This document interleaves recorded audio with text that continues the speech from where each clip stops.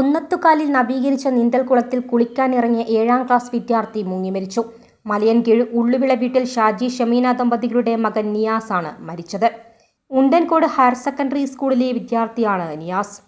സഹോദരൻ ഫയാസ്, സുഹൃത്ത് അബി എന്നിവർക്കൊപ്പമാണ് നിയാസ് കുന്നത്തുകാൽ ഗ്രാമപഞ്ചായത്തിലെ ചെറിയ കൊല്ല വാർഡിലുള്ള നീന്തൽക്കുളത്തിൽ കുളിക്കാനെത്തിയത്. കുളിക്കുന്നതിനിടെ നിയാസ് അപകടത്തിൽപ്പെടുകയായിരുന്നു.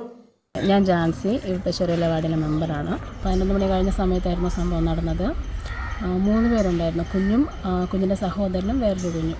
അപ്പോൾ മരിച്ച കുഞ്ഞ് വീണപ്പോഴത്തേക്ക് മറ്റു കുഞ്ഞുങ്ങളെ റോഡിൽ പോയി ആളുകളെ വിളിച്ചുകൊണ്ട് വരികയും അവർ വന്ന് നോക്കിയിട്ട് ഫയർഫോഴ്സിനെ അറിയിക്കുകയായിരുന്നു. അങ്ങനെ അവർ വന്ന് കാരക്കുളം മെഡിക്കൽ കോളേജിലേക്ക് മാറ്റി. കുഞ്ഞുങ്ങൾ സ്ഥിരം അവിടെ വരുന്നതാണ്. എപ്പോഴും ലീവ് സമയത്തൊക്കെ പിള്ളേർ നല്ല തിരക്കിലാണ്. ഇവിടെ എല്ലാവരും വരുന്നതാണ് പതിവായിട്ട്. സഹോദരൻ്റെയും സുഹൃത്തിൻ്റെയും നിലവിളി കേട്ട് ഓടിയെത്തിയ നാട്ടുകാർ ചേർന്ന് കുട്ടിയെ പുറത്തെടുത്ത് ഉടൻ തന്നെ കാരക്കോണം മെഡിക്കൽ കോളേജിൽ എത്തിച്ചെങ്കിലും ജീവൻ രക്ഷിക്കാനായില്ല. മരണം ആശുപത്രി അധികൃതർ സ്ഥിരീകരിച്ചു. വിവാദമായ കുളത്തിന്റെ നിർമ്മാണം കുന്നത്തുകാൽ പഞ്ചായത്തിലെ പുനംകുടിക്കുളം നവീകരിച്ച് സ്വിമ്മിംഗ് പൂളാക്കിയ മാറ്റിയിടത്താണ് അപകടമുണ്ടായത്.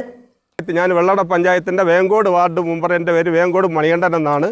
ഇവിടെ വന്ന് കൂടുന്ന നാട്ടുകാരെല്ലാം ഇത് തട്ടിക്കൂട്ട് പരിപാടി, ഏകദേശം 1 കോടിക്ക് മുകളിൽ ചിലവാക്കിയ ഫണ്ടാണ്. ഇവിടെ എന്ത് ചെയ്തിരിക്കുന്നു എന്ന് ചോദിച്ചാൽ ഇവിടുത്തെ ജനങ്ങളറിയാം. മരണപ്പെട്ടുകൊണ്ടിരിക്കുകയാണ് നമ്മളെ മക്കളിൽ, കൊച്ചുകുട്ടികൾ.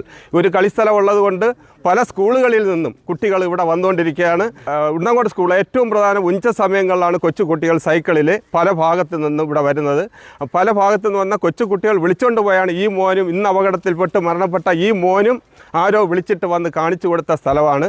ഇത്തരത്തിൽ മുന്നോട്ട് പോവുകയാണെങ്കിൽ നമ്മുടെ ഈ കുളത്തിൽ തന്നെ നിരവധി മരണങ്ങൾ വരും. എത്രയും പെട്ടെന്ന് ഇതിൻ്റെ ഒരു ചുമതലക്കാരും പഞ്ചായത്തും, പുതിയ ചുമതല എടുത്ത പഞ്ചായത്ത് എത്രയും പെട്ടെന്ന് ഇതിനെപ്പറ്റി ഒരു സംരക്ഷണ ഭിത്തിയും ഒരു ക്യാമറ, യഥാർത്ഥത്തിൽ ഇവിടെ ക്യാമറ ഇല്ല, ഒരു കറണ്ടില്ല. 3 മാസം മുൻപ് പെരിങ്കടവിള ബ്ലോക്ക് പഞ്ചായത്ത് 1,20,00,000 രൂപ ഫണ്ട് ഉപയോഗിച്ചാണ് ഈ കുളം നിർമ്മിച്ചത്.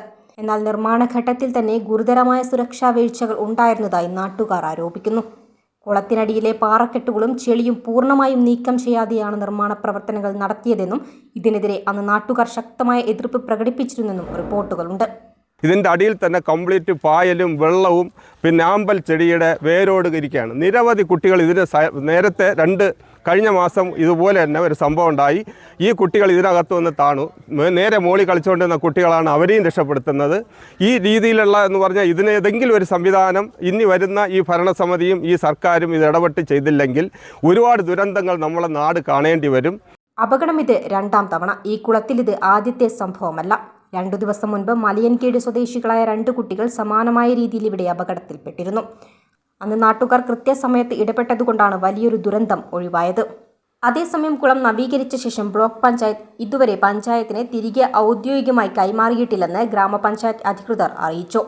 ഇന്നത്തെ ദാരുണ സംഭവത്തെ തുടർന്ന് സ്വിമ്മിംഗ് പൂളിലേക്കുള്ള പ്രവേശനം താൽക്കാലികമായി നിരോധിച്ചിട്ടുണ്ട്. വിസ്മയ ന്യൂസ്, നെയ്യാറ്റിൻകര.